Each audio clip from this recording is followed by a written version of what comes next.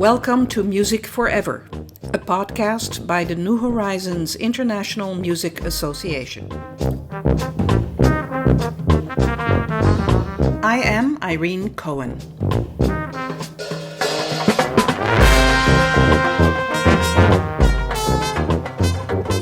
Eric Heidenheim is a graduate of Western University's Faculties of Music and Education in London, Ontario, Canada. He retired from the Thames Valley District School Board in 2018 after 30 happy years of teaching instrumental music at the elementary and secondary levels. Eric was an active musician during his teaching career, and he has played euphonium, trombone, and tuba in several community ensembles. He also actively pursued conducting studies at many symposiums and summer courses. Currently, Eric is music director of the London Concert Band. He also conducts once a quartet and the Saturday Morning Brass, two ensembles that are affiliated with the New Horizons program at Western University's Dawn Wright Faculty of Music. Eric has also enjoyed serving as a clinician and guest conductor at several elementary and secondary school band clinics in recent years, including the Ontario Provincial Intermediate Honour Band. Eric is thrilled to join the staff at the NHIMA Music Camp in Tremblant in Quebec in October 2025. This interview took place in London, Ontario in February 2025. Well, welcome, Eric. Thank you, Irene. Thank you for being here today for the interview. We're sitting at the kitchen table where the best interviews take place. And Eric is one of the conductors connected with the local New Horizons band in London, Ontario, where I play myself. So it's a real honor to have you here. It's an honor for me to be here. Thank you. So Eric, tell us a little bit how music got in your life. First of all, my parents weren't musicians, but they loved classical music. And I always thought growing up, I didn't get the pop references that everybody else did because that's not what I was hearing at home. We went to lots of concerts. I remember we would often go to Orchestra London concerts. In terms of playing, I guess I was lucky. They opened up a new school in my neighborhood, Lester B. Pearson, and it was the senior school, senior elementary school. So it was a combination of several schools in the area. And it was a brand new facility and a brand new music program. And there was a lovely gentleman there, Bill Telfer. He was a trumpet player and a very enthusiastic teacher and very encouraging. We started the instruments in grade 7. Probably like many other kids, I wanted to play the trumpet. Of course, so did everybody else. Either that or saxophone. So I remember Mr. Telfer saying, well, why don't you try the trombone? And I really enjoyed that. It was different. That was how I got my musical start. Carried on with that and into high school. Actually, my biggest interest in high school was wrestling. I was actually recruited to the high school I went to for wrestling. In grade 10, I broke my arm playing football. And so I couldn't be involved in sports for a while. So I got more interested in music. And even though it was crazy the way I had to hold the trombone, I had my left arm in a cast, but I was able to do it. The high school I went to, Sir Adam Beck Secondary School, had a fine music program, and David French, who was the music teacher there at the time, was an excellent trombone player, so he was an influence. But also there was a student there, Mike Polsey. Mike still plays with Symphonia London. Very fine trombone player, but he was there as a high school student, so I remember hearing him play. At some point, I got interested to the point where I wanted to start to take private lessons, which I started in grade 10. I studied with a student named Kevin Reed, and he happened to be a bass trombone player. I didn't even know what a bass trombone was. I'd never heard of that. But I remember going up the stairs to his apartment for the first time and hearing this round, beautiful sound, and I just fell in love with that. And Kevin was a great teacher. I think that really set me on the path right there. The love for the trombone. I've seen you express that many times. Just that sound, Yeah. It's a phenomenal sound. Yeah. And about grade 12, I think I became serious enough, and my parents believed that I was serious enough that they bought me a bass trombone. I had a Bach 52B, And that was a major investment for us, but they did it, and bless their hearts, they were so supportive. Western had an excellent program in music education, as you know. And I didn't really know at that point what I wanted to do with music. I just knew I wanted to be involved. It made sense economically for us too, that I stay in town and go to Western, and I was happy to do that. I already knew some people who had done that. There were some great bands and some all-star groups here in town for high school students that I was lucky enough to be involved with. And so I met students from other high schools who were going to Western. And so it just seemed a thing to do. When I went there in first year, the trombone teacher was a gentleman by the name of Jay Costello. And he was an incredible teacher and player. A lot of people around this area who are in the brass community would still know Jay. Lots of chamber playing, some good wind bands to play in, but also the orchestra was very good at that time, and got a chance to play some really fine orchestral repertoire. And another thing I should have mentioned too, I was lucky when I was in high school to attend for 3 years interprovincial music camp up at Parry Sound. And of course, Parry Sound has this wonderful music festival in the summer called the Festival of Sound. Yes. But up at Manitowoc Sports and Arts Center, they also have this music program in the summer for high school students. And that was a great experience too. And again, a chance to play in the orchestra and do a lot of chamber work. The trombone teacher up there for a while was Gordon Cherry, who was at that time principal trombonist in the Toronto Symphony. So again, just to hear that level of sound, it was just unbelievable. It was such a revelation. And such an inspiration. Right, right. Yeah. You often talk about your life and you think all the lucky things that happened. And one of the lucky things that happened was at that time, the federal government of Canada offered grants in the summer for students, employment grants. And I knew a couple of people at Western who were go-getters, and they applied for one of these grants. And as a result, I was in a brass quintet for every summer of the 4 summers of my undergrad, and we were paid by the government to play. And of course, the university year ends before the high school year does. So we would often play clinics at high schools, concerts at high schools, as well as other things. We were doing recitals in the community and playing at retirement homes, etc. I think that's where I really got the teaching bug. And the comfort with having a presence in front of a group of students and working with them, because we did a lot of teaching. Because, of course, the teachers would have us there to play a recital. Then they'd say, well, can you work with my brass players and do a little clinic with them? So you did all that summer work, you completed your studies at Western, and then what happened? Teachers College happened, which is again here in London at Althouse College. And during that time, I was still involved with a lot of playing. The quintet that I was in, we were sort of the forerunners of Brass Roots, which is a group. Yes. It's now, we started that group together. We brought in some more players. And then actually in that last summer, where we still had the grant, we did a clinic at Montcalm Secondary School here in London. And at the time, Bob Kennedy was the head of music there. And afterwards, Bob said, hey, you know what? We need a third teacher. Would you think about joining our program here? Which was, again, ridiculously lucky, because the program they had at that time at Montcalm was unbelievable.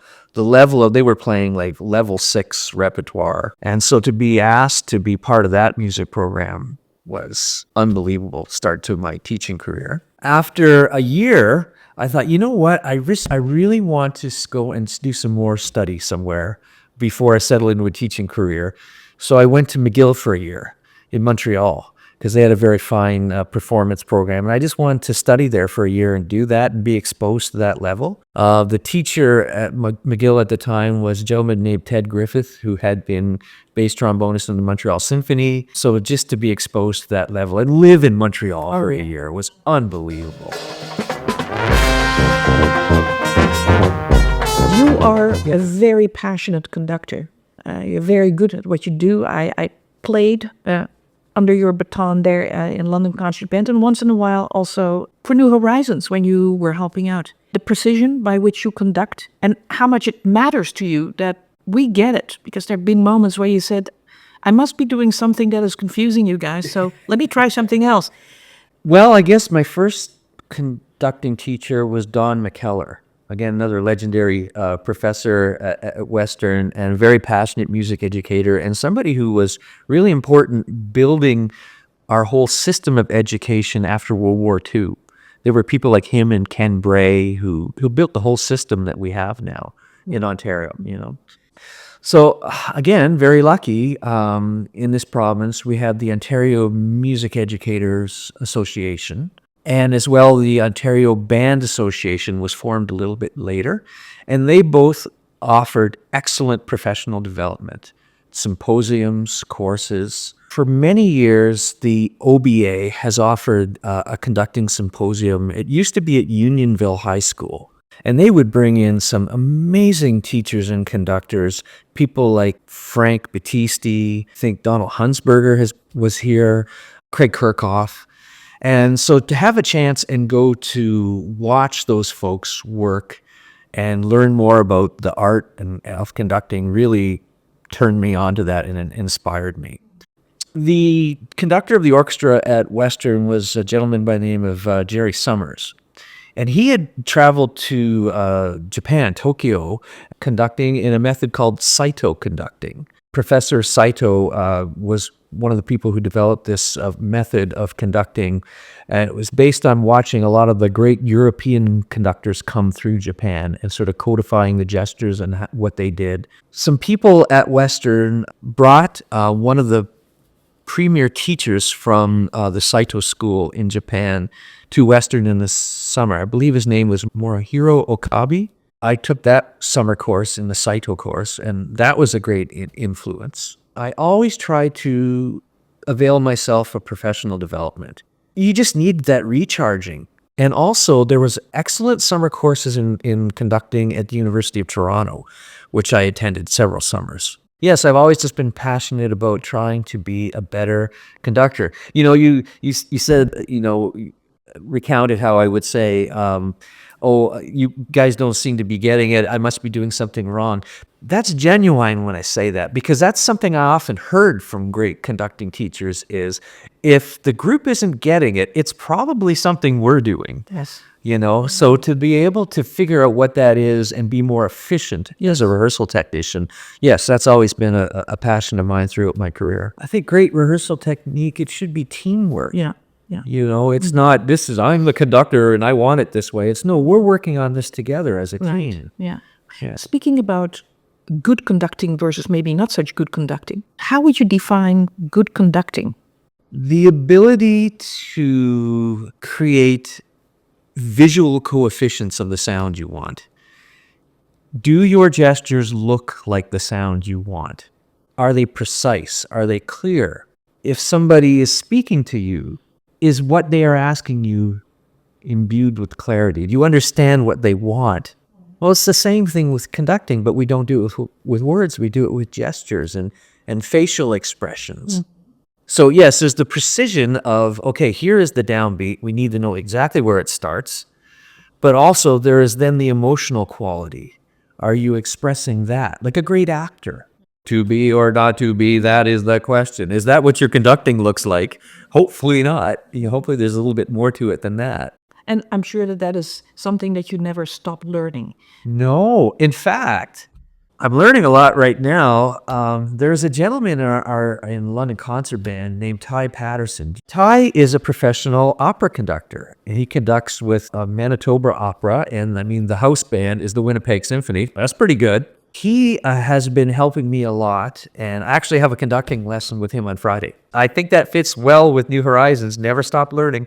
Even with people at our level, if somehow you can get your message across better, you're going to get a better result, obviously. People at our level, you stand in front of a New Horizons group, and it's intimidating sometimes, the brain power in front of you, and you know what people have done in life professionally.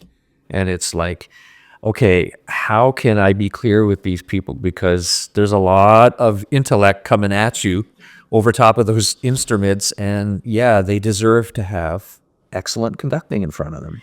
Well, that is really interesting you say that. I don't think we perceive ourselves as brain power. It is interesting that you feel that, but For us, it's sort of like, how do I get that F sharp right? I feel a great responsibility for it to provide the best experience possible. Yeah, you do. And you're certainly very successful. Now, Eric, I've heard you sing. At times you will sing to let us know what it is you would like it to sound like. You're a fantastic singer. I've had some chances to have some excellent choral experiences. Well, first again, going back to my experience at Western, there was excellent choral program happening there at the time, and that still is. And I remember being in brass ensembles, doing a lot of the rudder pieces, for brass and choir, and listening to the faculty singers, I think was the name of the group at the time, and just being like blown away by the level of singing. Jerry Fagan and the Fanshawe Symphonic Chorus, I got the chance to sing with them a little bit. We have a wonderful choir in town called Pro Musica, currently conducted by an incredible conductor and musician, Paul Grambo.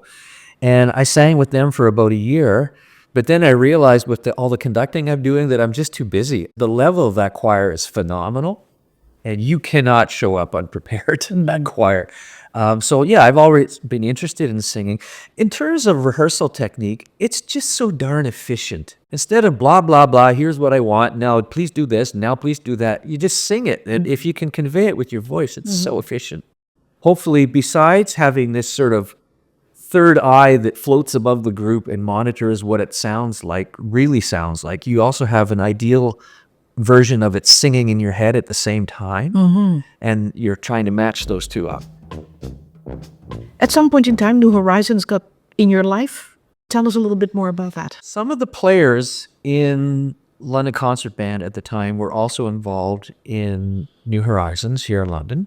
They had this brass group. Talk about enthusiasm. So before 2.5 hours of concert band playing, they would get together at 8 o'clock in the morning and they called themselves the Saturday Morning Brass, and still do. And so they said, hey, would you like to come and work with us? We have this Saturday morning group. It's part of New Horizons. And I knew of New Horizons and the great work that Mark Enns was doing with it here in town, and Mary Gillard. And so I said, I'm going to go for it. I'm going to give it a shot. And I'm so glad I did. I think that was about 18 years ago now. Eric's Saturday Morning Brass Band during our concerts is the first band that plays. It's sort of the opener. Yeah. And the sound that comes out of that brass band is just phenomenal. We call ourselves a brass band, but really it's more of a brass ensemble. I think there's about 15 players in it right now. Yeah. And we feel it in our bands that we have a very strong brass bass. It's incredibly enriching. And I'm sure a lot of the work that you do has something to do with that. I hope so, but I just think we have a lot of great brass players. We're just really lucky.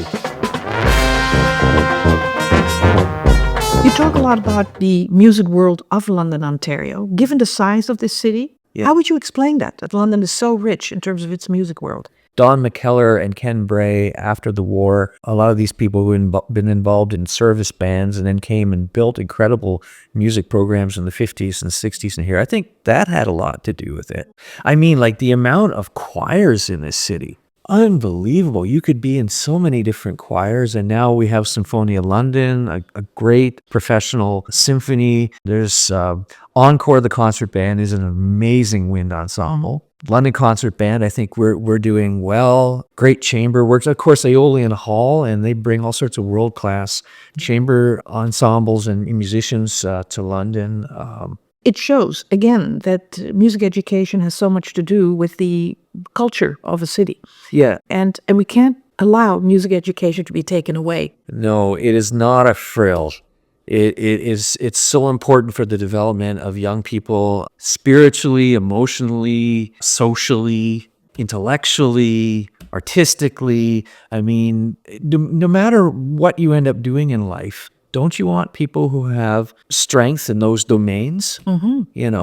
Exactly. Obviously, you do. And I know I taught a lot of incredibly intelligent kids. And I always said, it's not about you being a professional musician going on in music per se, but what this can add to your life and what this can add to what kind of person you are, what kind of leader you are in the community.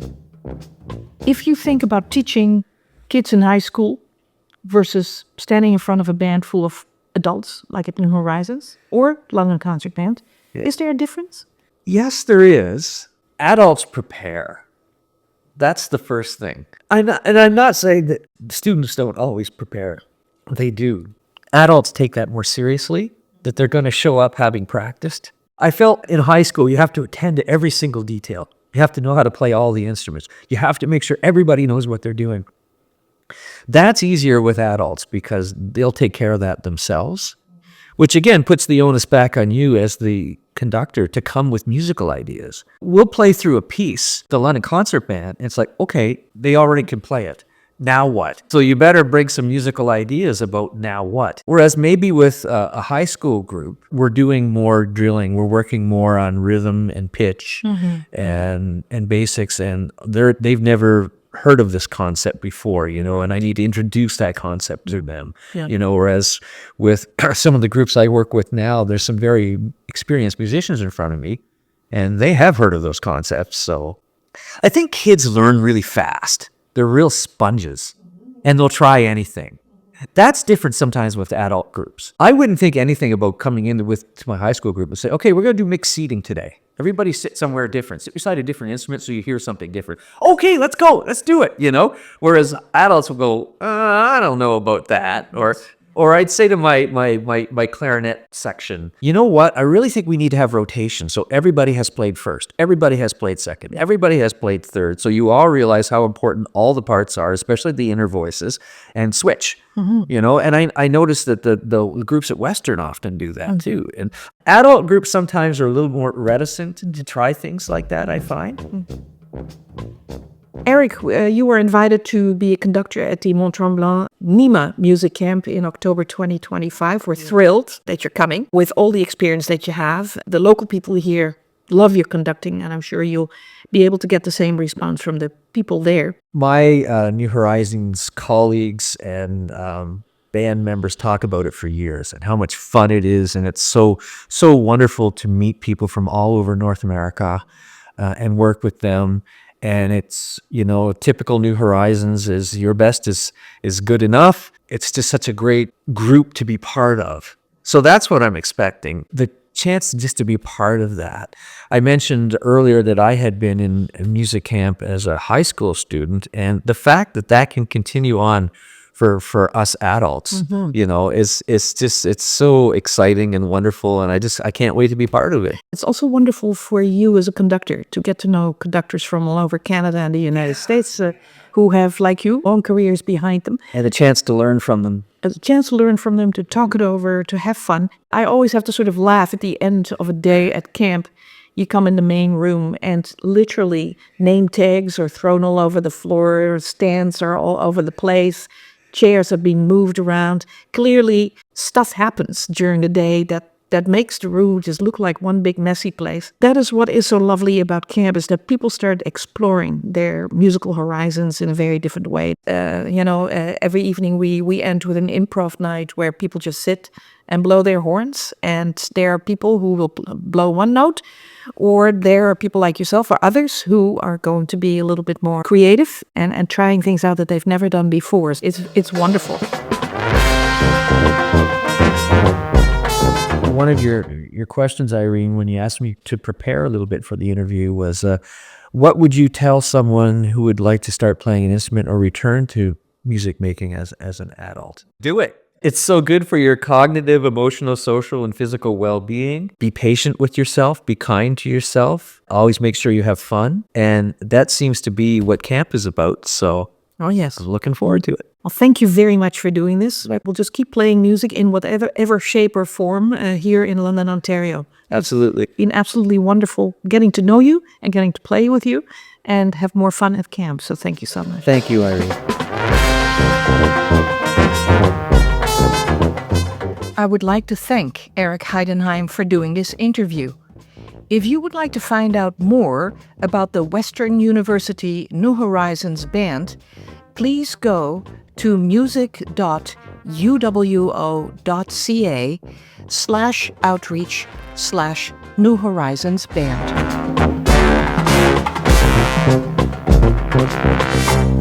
Music for this podcast by Mary Riddle. Swag on. Thanks for joining us for this episode of Music Forever. If you are interested to be interviewed for this podcast, please email us at nhimapodcast@gmail.com. That is NHIMA podcast@gmail.com. See you next time.